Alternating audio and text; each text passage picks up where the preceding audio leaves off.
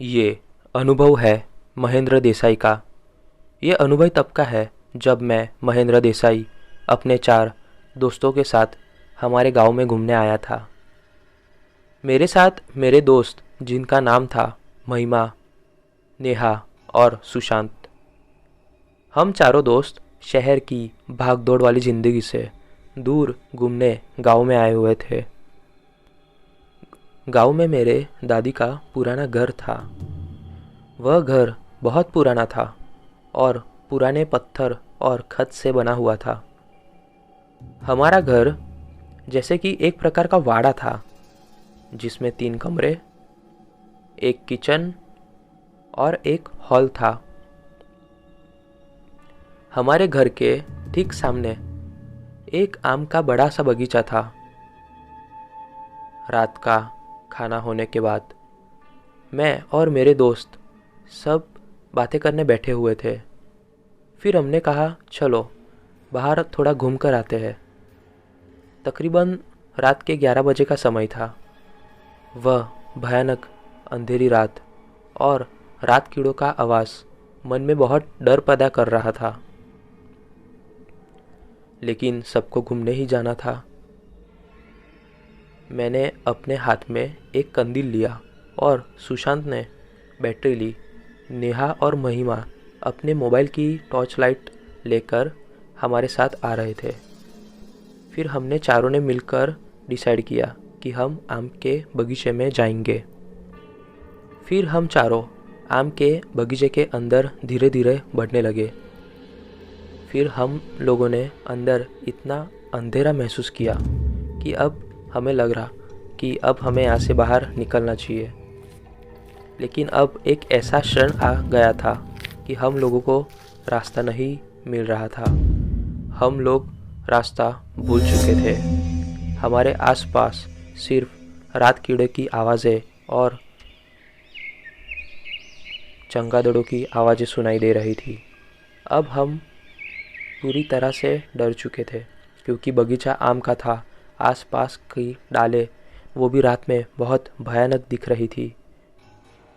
और फिर वह शांतता वो मन में और भय पैदा कर रही थी।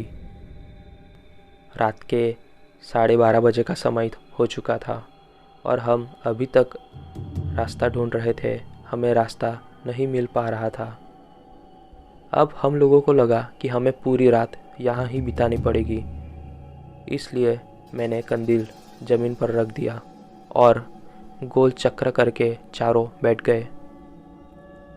उसके बाद जो हुआ वह हम सपने में भी नहीं सोच सकते थे।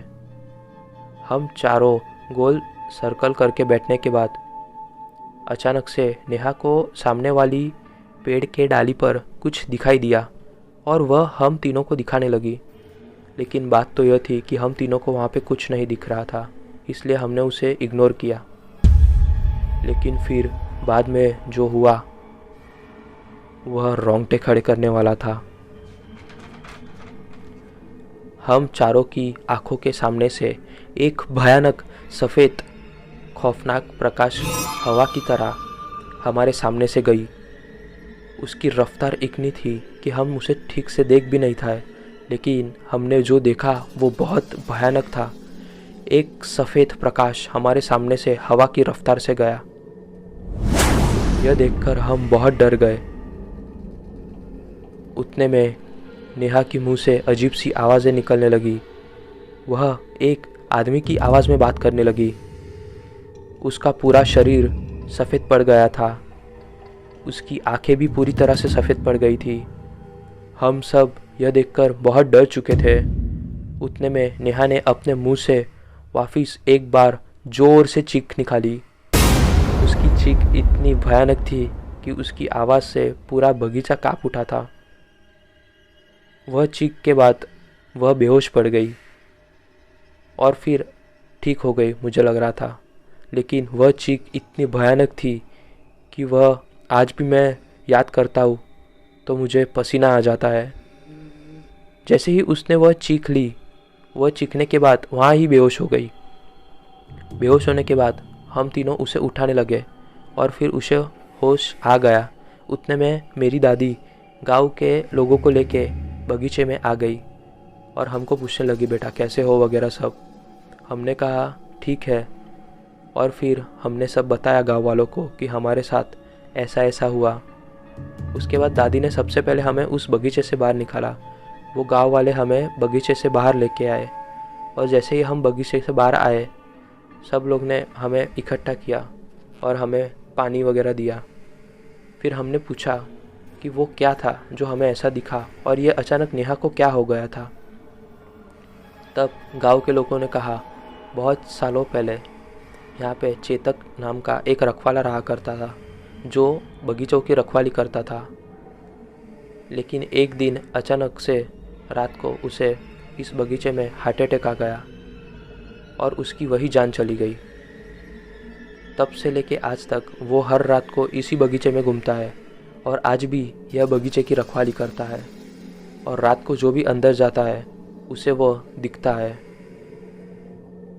यह बात सुनने के बाद हम चारों काफ़ी उठे, क्योंकि हमने जो देखा था वो बहुत भयानक था। दूसरे दिन सुबह हम वापस ट्रेन से हमारे शहर निकलने के लिए निकले, और हम चारों ने एक दूसरे का कहा कि ये बात हम किसी से नहीं बताएंगे, वरना हमारे घर वाले हमें वापस फिर कभी नहीं छोड़ेंगे गाँव घूमने वगैरह। और वह बात आज भी हमारे मन में ही है, और जब याद करते हैं तो आज भी हम लोग काँप उठते हैं। तो आपको कैसी लगी ये कहानी, आप हमें कमेंट सेक्शन में ज़रूर बताएं। और अगर आप हमारे चैनल पे पहली बार आए हैं तो हमारे चैनल को लाइक, शेयर एंड सब्सक्राइब ज़रूर करें।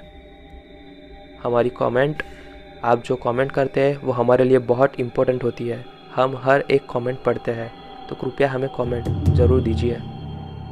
अगर आपके पास भी ऐसी कोई कहानी हो तो आप हमें kpstoryteller@gmail.com से भेज सकते हैं, या आप हमें इंस्टाग्राम के मीडियम से भी कांटेक्ट कर सकते हैं।